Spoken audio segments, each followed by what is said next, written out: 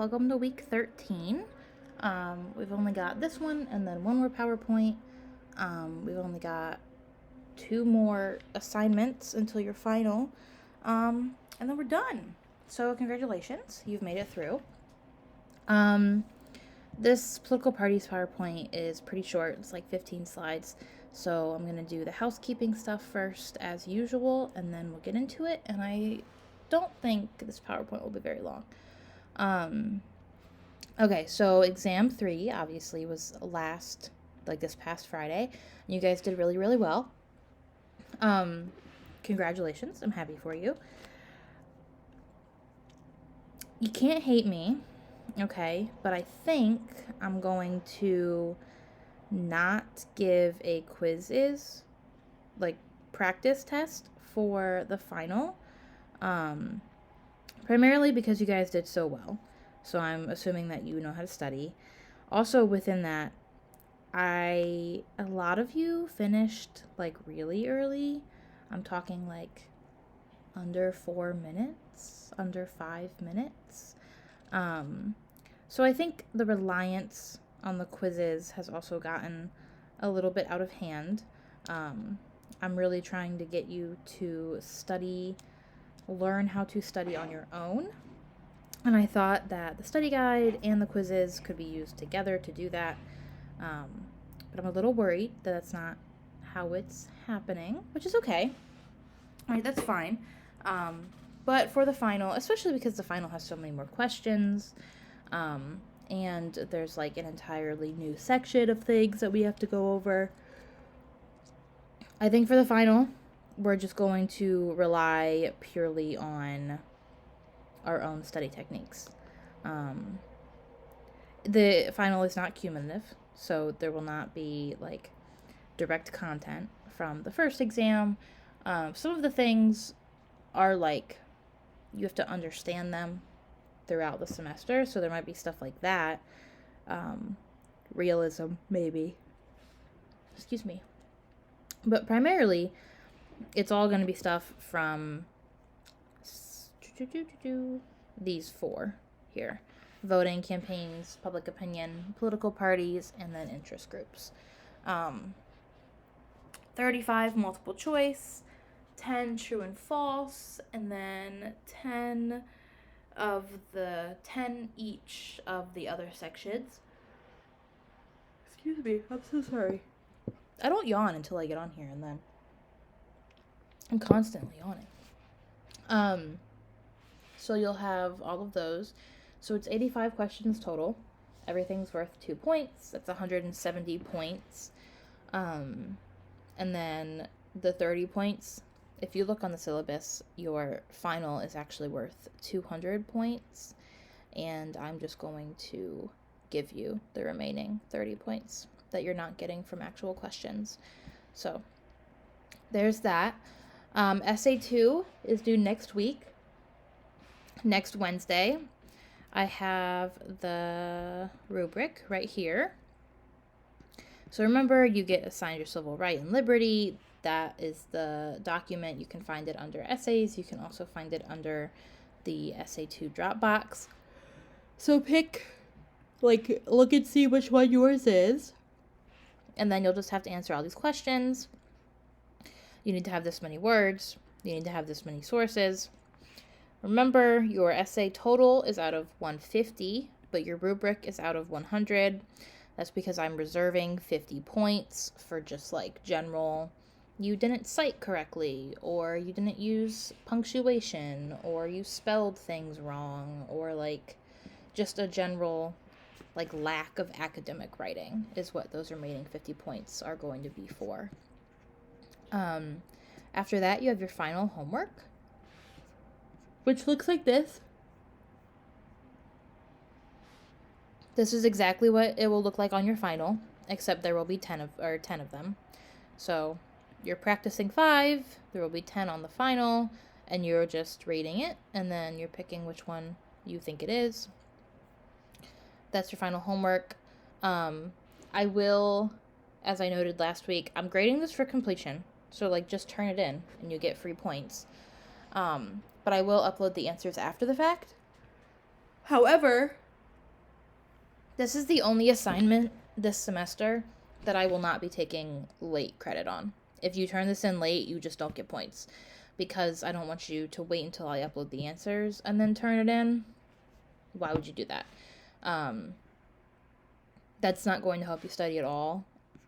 Like, because I don't care if you have the right answers on the homework itself. I want you to practice. So if you're just waiting until I upload the answers and then you upload your answers, then you're not really practicing. So this is the only thing I will not be taking late assignments on. It is due the Wednesday after next, which is the 4th. Again, very simple. Completion. And then I will, on Thursday morning, I will upload the answers.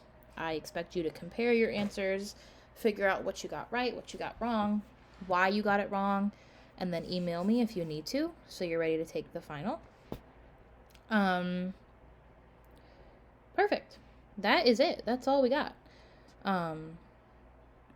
Here's your final exam study guide.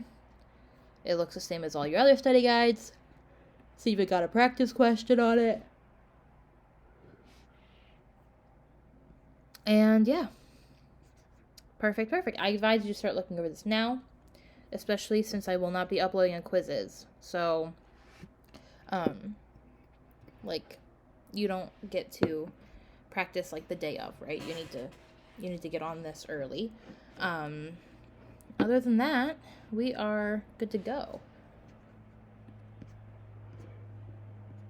So again, I'm so sorry. I never yawn, and then the second I turn this little recording on, I'm yawning constantly. There's only 15 slides. 2 of them aren't content, so we'll get through this pretty quickly. So we're going to talk about competition. We're going to talk about what political parties are, their role in democracy, the characteristics of the system, and then how they're related to citizens. So first things first, the political parties are supposed to represent the people and create a link to government, meaning that, right, there's just people that we elect. I'm so sorry. And admittedly, right, like our voter turnout is so low that even the people we're electing technically aren't winning by a majority, which means, are they really truly representative? The political parties are kind of a way of trying to ensure that that works better. Competition exists both within it and between it, right? So a lot of people think that this is just Democrats versus Republicans, and that's not really the case. Because if you look within the parties, they're always competing, right? They always have primaries to see who's going to be the nominee for that election. Or within political parties, they're competing to get their own bills passed quick enough. Or they're competing over what the platform should be on a lot of controversial issues. Right now, the Democratic Party has a lot of controversy regarding some foreign affairs. The Republican Party has a lot of controversy regarding healthcare. And so this is not only happening, right, Democrat versus Republican. This is a within Democrat, within Republican issue that political parties are causing. However, the main goal for them is that they can be a link, okay? So sure, right, you may not feel totally represented by your representative. Maybe you didn't vote for them at all, or maybe no one in your district voted and they won by a very, very small margin. Whatever that may be, the political party is another way of holding that politician accountable to the platform that you want to support. They're also influencing interest groups, which we'll talk about a little bit.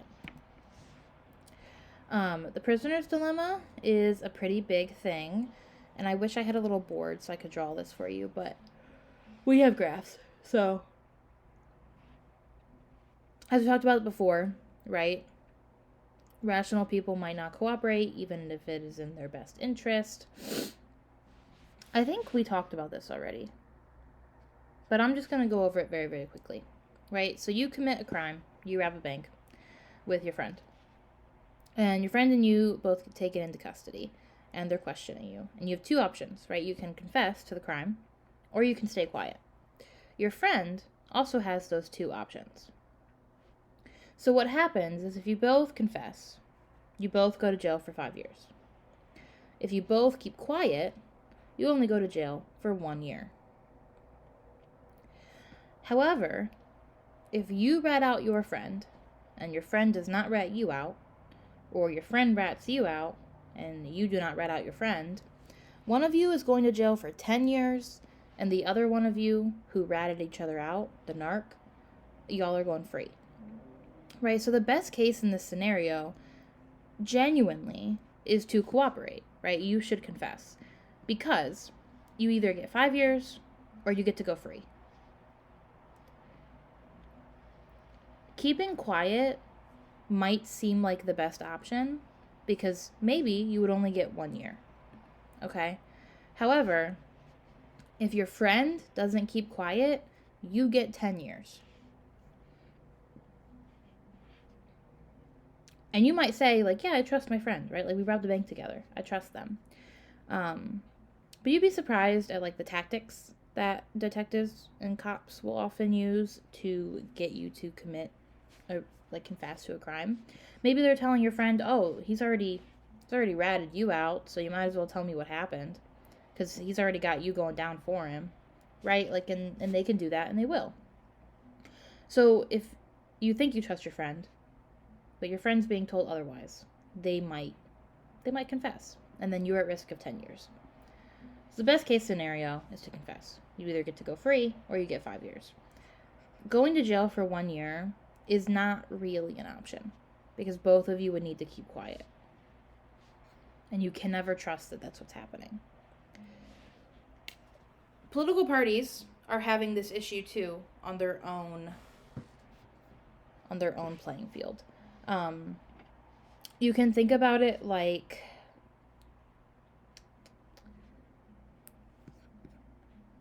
rational people might not cooperate. So in terms of thinking about building a party platform, right, it might be in the Republicans' best interest to build a party platform around healthcare because most of their voters are older people, right?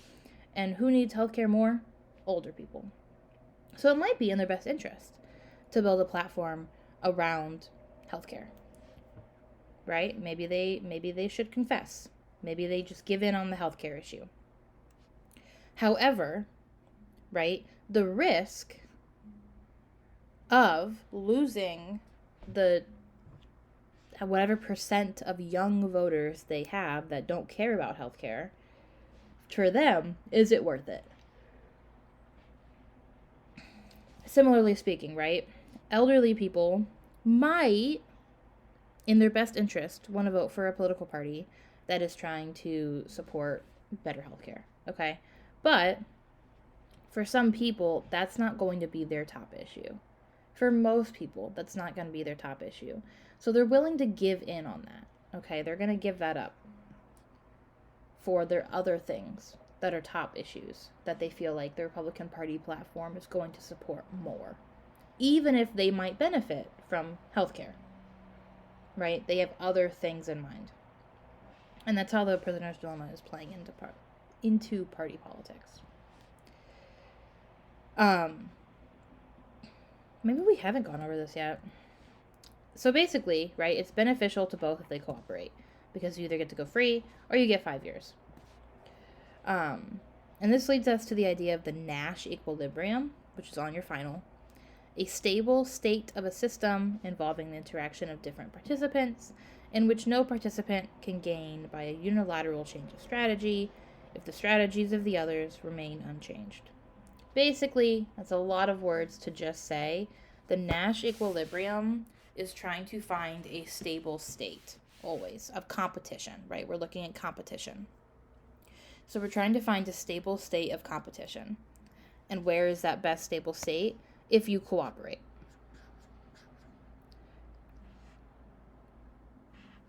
This might be best case scenario. Only going to jail for 1 year. Okay? The chance of that happening is very, very low. So you might as well cooperate and keep stable, right? And get one of the two better, quote unquote, better options. This is worst case scenario. This is the middle case, and this is best case scenario. The likelihood of best case scenario happening is pretty low, so you want to keep the stable state, right? In which no participant can gain if the strategies of the others remain unchanged. So it doesn't matter what your friend does, whether they confess or they keep quiet. If you confess, you're going to get a pretty good scenario. However, if you keep quiet and they change their strategy, you're screwed. You get 10 years, right? I hope that makes sense. If it doesn't make sense, let me know. But I think I explained it pretty well. Moving back into the actual Republican Party and the Democratic Party, here's the history of it. You should generally know like this. You should know where it came from. So, the Republicans used to be the Federalists, and then they became the Whigs. And they were originally very, very pro-strong federal government, right, over states' rights, except the new federalism of the 1960s to the 1980s moved this shift towards states' rights, right? So the Federalists, they were gunning for this big government, right? They wanted the Constitution. The Anti-Federalists did not. So the Anti-Federalists became Democratic Republicans, became Democrats, who originally were very, very pro-states' rights, right? This is where you get people saying they were pro-slavery. It's this pro-states' rights thing. And then when the Democratic Party elected FDR, right, and FDR implemented the New Deal to get us out of the Great Depression, that started turning towards a bigger federal government, right? We were funding public works projects, we were funding housing, we were funding jobs, we were funding all kinds of things, and the government was doing all of it. So this is kind of when people talk about this shift, this is kind of when it happened. It didn't really happen at the same time, but it was a long-term thing. So it's called a party realignment. People call it a party switch. It's the same thing, but it's really called a party realignment. And it basically happened when FDR and Truman started introducing social programs and civil rights platforms, and that fractured the Democratic Party. The Republican Party had been fractured from the 1912 primary. So the Great Depression is really what happened. And when the Democratic Party put forth FDR and he started funding all of this stuff with the government, that's when the Democratic Party became the party of big government. The Republican Party had the 1912 primary, which fractured them, basically split. Similar thing, right? They were split right down the middle, down a party platform. So game theory is the idea, basically, right? This is all a competition. It's all one big game. And you can think about politics and game theory through this lens of it's a competition, who's going to win. And again, it happens two ways. So it happens between parties, right? Party versus party, or it happens within the party. So if you're looking at things that are happening between the parties, progress is often made when both parties cooperate. If that sounds familiar, it should, right? If both parties are confessing or both parties are cooperating, right, they're giving a little, more things will happen, right? So if they're all compromising, more bills are going to get passed, more legislation, more laws, more whatever the people need. However, if there's an opposed Congress, that's not going to happen, right? If the party in power is not cooperating with the party who's not in power, or vice versa, then there's going to lead to basically a grandstanding, where neither of them want to work with each other, so nothing's getting done. Ooh, I'm moving too fast. This happens within the party too, right? If we were thinking about Obama and the Hillary and that whole thing, right, when you work together, you get things done.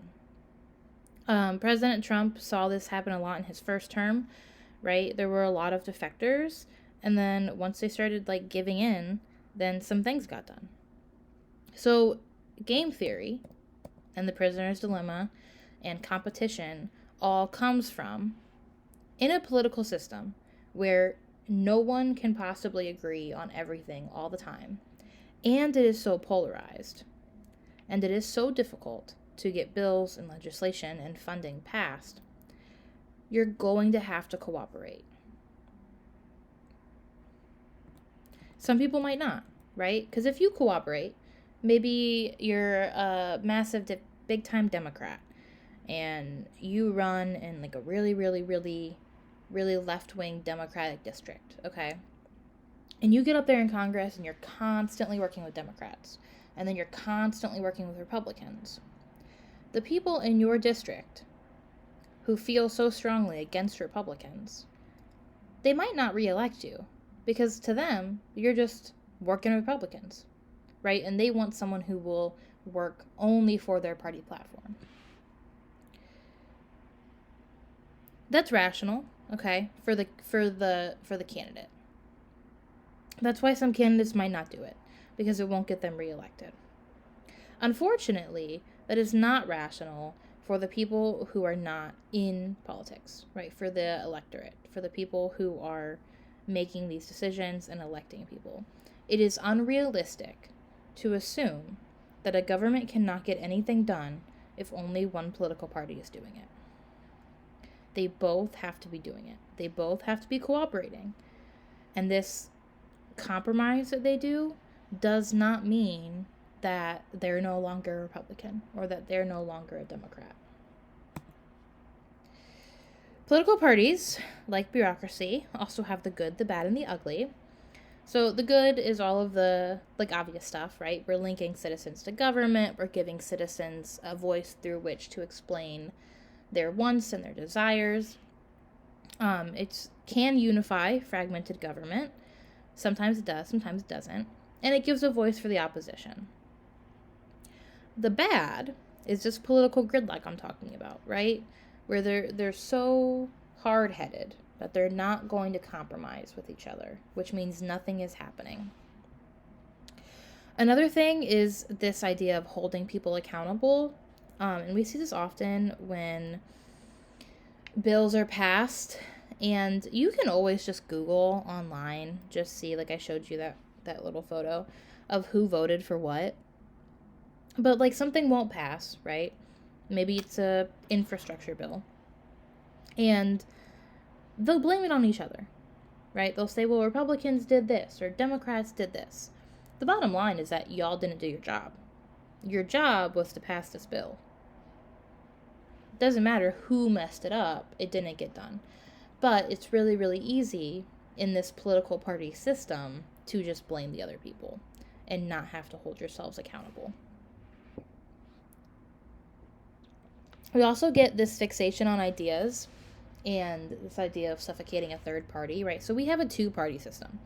It is nearly impossible for a third party to actually gain any real ground, especially in like the presidency where you need to have all these electoral college votes. And so because of that, our political parties know, right, our Democrats and our Republicans, they know that they have the power. So if they don't want to compromise, they don't have to compromise. Because at one point, right, you're going to elect them regardless, because what choice do you have? And so that's a pretty bad facet of them. And then we get into the ugly. I believe this is in France, I think. This might be in Turkey. And then these two are in the United States. And all of this bad stuff, all of this competition can lead to literal fights on the floor of Congress. They're just like straight up punching each other. I mean, this is insane. And it's funny, right? Like, it's funny to look at and it's funny to talk about and it's entertaining. But should our government really be entertaining? Should government at all be entertaining? Or should government be able to get things done without having to punch each other in the face or grab your mouth to do so. I don't know what was happening in Turkey or France for these photos. I do know that these photos came from when the House could not elect a speaker, and they went through about 14 rounds of voting before they could finally do it. I think this is Matt Gaetz, who is now going to be like, what is he? I don't know. He's got some position. Pretty sure that's George Santos who got expelled. A lot of big names in here. Yeah. So they're just fighting, right? Funny. It's entertaining. Should that be how our government... Not only should it be, is that what we're getting from our government, but is this how our representatives should be acting on the floor of Congress? So going back to this two-party system thing, right? The idea here is that we're supposed to push towards moderation. Because most people, like we talked about earlier this semester, are going to fall within like those middle 10 squares of the ideological graph. Most people are going to be pretty moderate on most things. But when you have political parties that separate it, and you're hoping it'll push towards this middle so most people feel represented, what actually happens is they start going at each other. So difficult, right?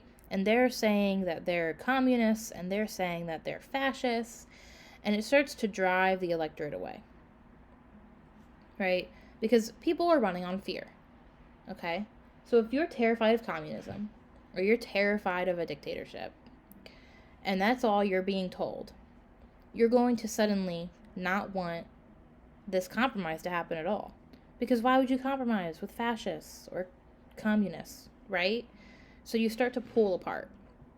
And then we have this two-party system where everyone is separated, right, highly polarized with a conservative or a liberal ideology, and nothing's going to get done. Not only that, but all these people in the middle are feeling very left behind. Except they can't do much about it because all these other third parties, right, like the Green Party, the Libertarian Party, the Tea Party, Constitutional Democracy, like all of these third parties don't have enough people in this middle here to actually gain any groundwork, because all these people in the middle push towards the sides, and so now there's just a little bit in the middle. This is also the idea of party sorting, which is where you line up with the ideology of the voter, right? So they're separate, and they're running on fear, and they're attacking each other, so they push the electorate apart. Well, now they need to get elected, right? So they're going to come towards here. They're going to keep running on fear, and then it's just going to keep moving more and more to one side, and the extremism is going to get insane. What we should be using is a responsible party model. And I think the political parties are trying to do this, but this sense of polarization and partisanship and extremism, I don't think is allowing for this. So each party should represent a coherent set of programs to their voters, consistent with their ideology, and different from the other party. The candidates then say, right, if you elect us, we will get these things done. And the voters and the party leaders are supposed to provide accountability for that. But that's not what's happening. Because people, right, maybe they're voting Republican because of their one issue. Maybe they're super, super pro-amendment, pro-Second Amendment, or maybe they're very, very pro-life, okay?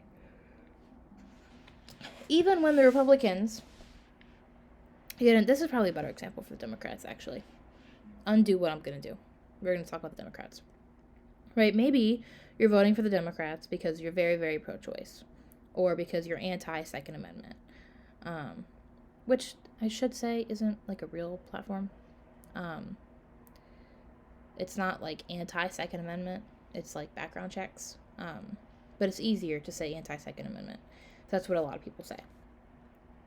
So you're anti-Second Amendment, or you're pro-life, you're pro-choice, or maybe you really want free healthcare. Okay, whatever. So you vote for the Democrats. And what should be happening is that when the Democrats have majority and they don't get those things done, you should hold them accountable. But because of this extremism, and because we're all running on fear and we're terrified of dictatorships, the Democrats won't do that.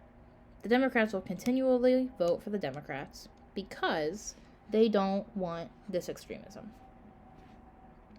And Republicans do the same thing, right? They're going to build a border wall. Maybe you're only voting for them because they're going to build a border wall.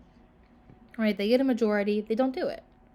But you're not going to not vote for Republicans because you're so scared of this extremism, this communism over here, right? So you stick with the Republicans even if they're not doing what they say they're going to do. And both parties are doing this. How do you get these people in the middle? Right? So these people exist. There's not very many of them, but they do exist. Actually, I would still say that most people are going to fall somewhere in here, but we are working with this line of fear. Are you more terrified of communism, or are you more terrified of a dictatorship? But a lot of people will still say that they're moderates. So what do you do? How do you get them? You do it usually with fear. All right.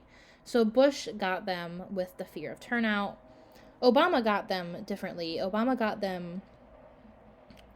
Bush got them with terrorism.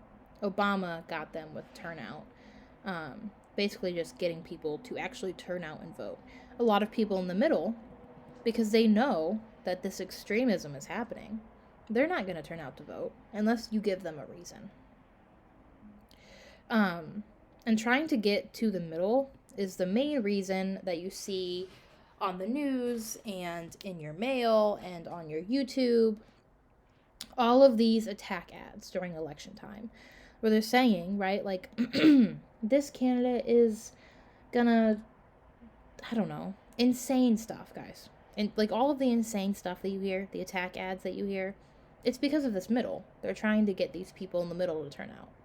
They're saying, I know you might not totally agree with my party platform, but the other guy, he's gonna raise your taxes 30%. Or the other guy, he's going to take away all of your health care, right? Like, whatever it is. And they're trying to do that to get the middle. Because they know these people, they're going to show up. And these people, they're going to show up. But what about these people? And parties will usually draw in their ideologies to get the vote. So they'll hype on that, right? They're communists, or they're a dictator, and they'll use that to try to get people to come out and vote, even when our voter turnout is very, very low. The Democrats were very, very moderate. As you can see, like remember in that ideological graph, most Democrats were falling in the same quadrant with Republicans. Until Bernie Sanders, and he really came to like big prominence in 2015, but he had been active for quite some time. And when he came on the big scene, he pushed the Democratic Party definitely left, and then the Tea Party and Trump pushed the Republican Party very, very right. So this was happening at the same time. This is like really when this split started to happen here. Even though the third parties cannot get much done, they do have an influence. The two-party system will not allow them to participate in the electoral system, right? You don't get media, you don't get funding, it's very, very difficult to get on the ballot, you're not going to get enough electoral college votes to actually win. However, the existence of the third party is still threatening to the two-party system, right?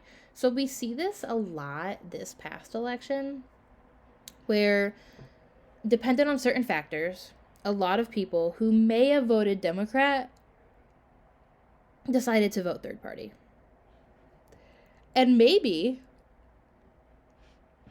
I don't know for a fact, I don't know the exact numbers, that could have been why the Democrats lost. The Democrats probably lost because everyone is going to punish the party in charge when they feel unhappy with things. It doesn't matter who the party in charge is. It's the same reason, theoretically, that Trump got voted out in 2020, even though he had only served one term. Same thing with Biden. You're just going to punish the people because you are trying to hold them responsible for how you feel, which is fair, right? We should hold our government responsible. The issue is often people aren't looking at who's actually doing anything. It's just the party in charge. Whether that's Democrats, whether that's Republicans, it doesn't matter. The party in charge will likely lose when things are relatively rough. The existence of the third party is threatening, even if they can't get much done. And I think that that's why a lot of third parties stay in. Now, a couple of third party candidates have actually done some damage. Meaning, not damage like negative, meaning like they had a role.